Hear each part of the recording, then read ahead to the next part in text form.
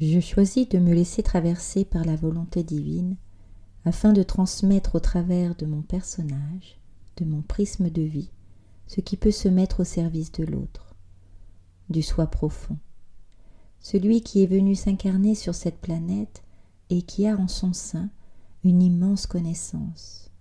Oui, nous sommes des êtres si développés intérieurement et si fermés extérieurement. Même dans une quête spirituelle, l'enfermement peut être grand. Les spirituels se ferment aux moldus et les moldus se ferment aux dits spirituels. Toute cette machinerie terrestre est fondée néanmoins sur l'amour. Ce mot qui traverse notre bouche avec quelquefois la crainte du regard de l'autre. Cela sonne presque comme un mot interdit, un mot aussi éblouissant qu'il dérange par sa lumière. De ce mot découle pourtant la paix en soi, pour l'autre, avec l'autre. Ouvrir l'écoute avec son cœur, son esprit saint intérieur, et non avec le mental qui souhaite nous protéger en n'accueillant que des choses connues.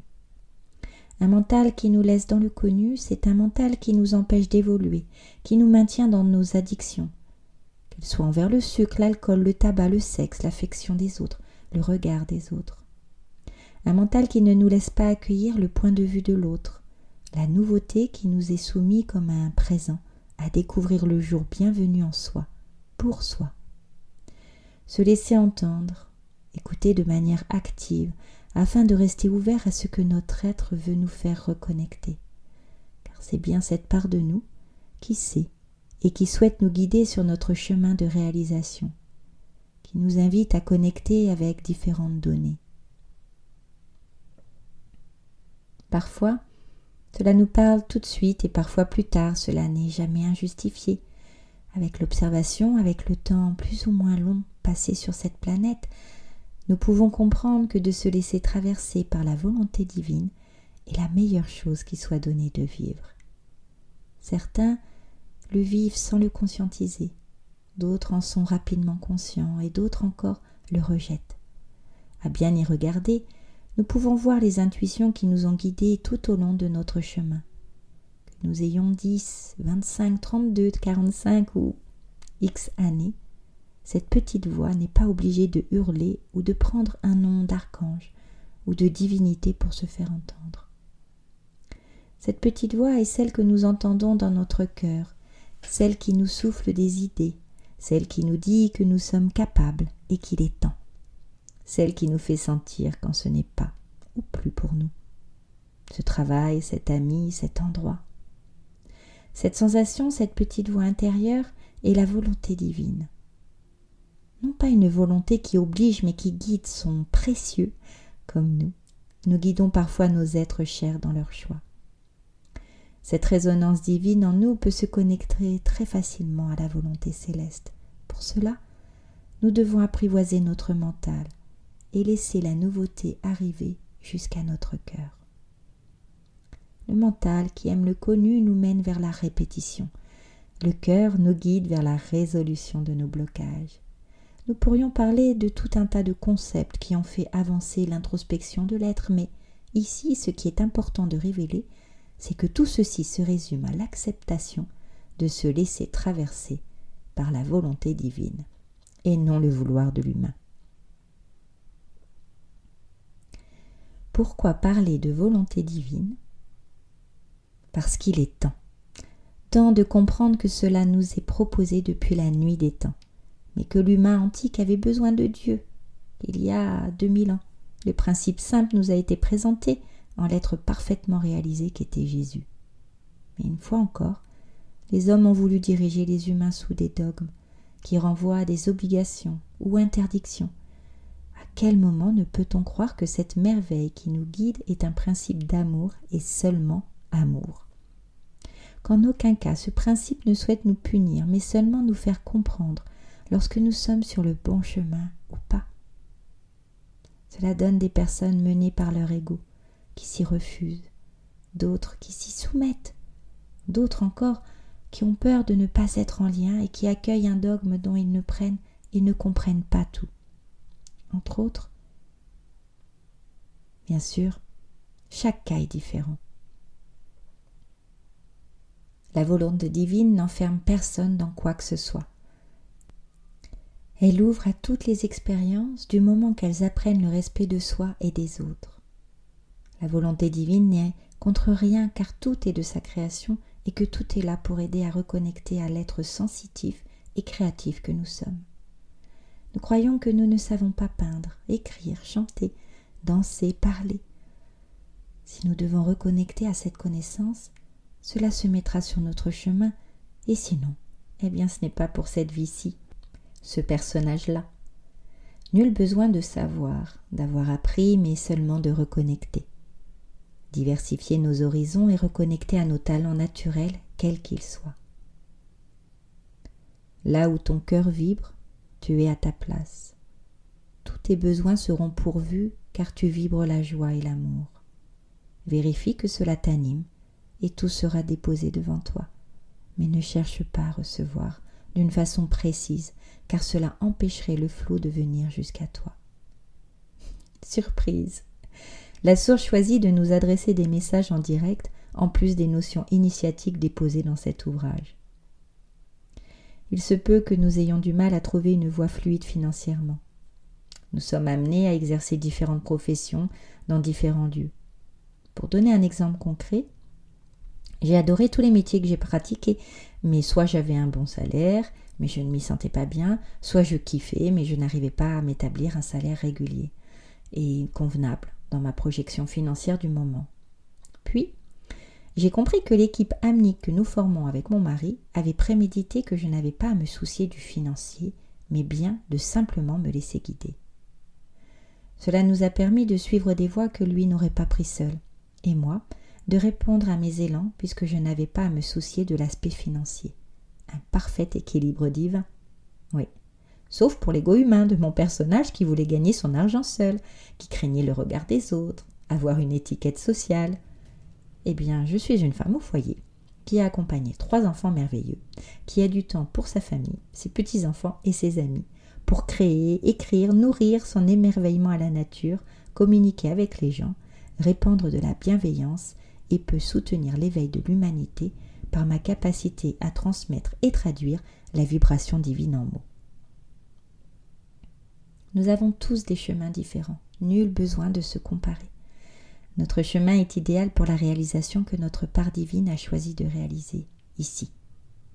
Nos épreuves, nos événements nous font comprendre ce que nous avons à dépasser, traverser, pour se réaligner, laisser l'espace à la voix christique en nous.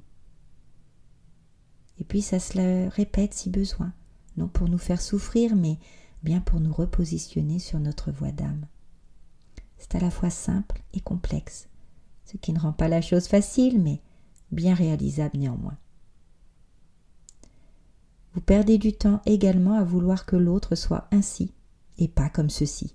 Que ce soit pour vos enfants ou votre entourage, vous ne pouvez être que vous-même et faire de votre mieux pour être au plus près de votre part divine. Ainsi, vous êtes, et vous donnez à l'autre l'opportunité d'être elle ou lui-même par l'exemple et non le conditionnement. Qu'y a-t-il de plus éducatif que d'être ce que nous souhaitons voir de nos enfants, par exemple? Ce que Jésus est venu faire pour nous. Il est venu nous montrer le chemin, la façon d'être, la façon de se positionner. Donc, pas de gros mots? N'en disons pas. Pas de caprices? N'en faisons pas. Qu'ils soient doux dans leurs propos, soyons doux dans nos paroles. Qu'ils aient du respect. Soyons respectueux dans nos actes et nos mots. Qu'ils soient gentils, honnêtes. En résumé, sois ce que tu veux voir du monde, comme disait Gandhi. En étant pessimiste, le monde nous paraît pessimiste. Cultivons notre joie intérieure, cette joie profonde d'être ici et maintenant, de vivre consciemment notre existence sur cette planète.